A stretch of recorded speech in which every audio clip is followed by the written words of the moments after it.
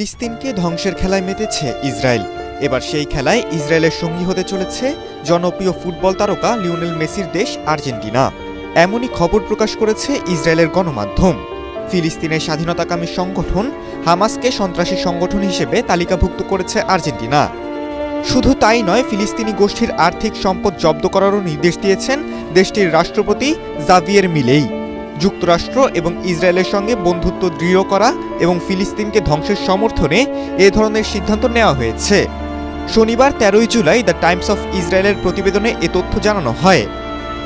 এর আগে শুক্রবার আনুষ্ঠানিক ডিগ্রি জারি করে ফিলিস্তিনের বিরুদ্ধে ওই পদক্ষেপ নেয় আর্জেন্টিনা। আর্জেন্টাইন প্রেসিডেন্টের দপ্তর থেকে দেওয়া বিবৃতিতে বলা হয়, গত বছরের 7 অক্টোবর ইসরায়েলে হামাসের হামলা মেনে নেওয়া যায় না। ওই হামলা ছিল মানবাধিকারের বিরুদ্ধে সরাসরি অপরাধ। হামাস সেই নারকীয় হামলা চালিয়ে 1200 ইসরায়েলিকে হত্যা এবং 251-র বেশি মানুষকে জিম্মি করে নিয়ে যায়। তাদের এখনও মুক্তি না দিয়ে নির্যাতন করছে। এছাড়া সংগঠনটি ইরানের সঙ্গে সম্পর্ক রাখে, অথচ ইরান আর্জেন্টিনায় ইহুদি স্থাপনায় সন্ত্রাসী হামলার জন্য দায়ী। এ বছরের ফেব্রুয়ারিতে প্রথম ইসরায়েল সফর করেন আর্জেন্টাইন প্রেসিডেন্ট জাভিয়ার মিলেই।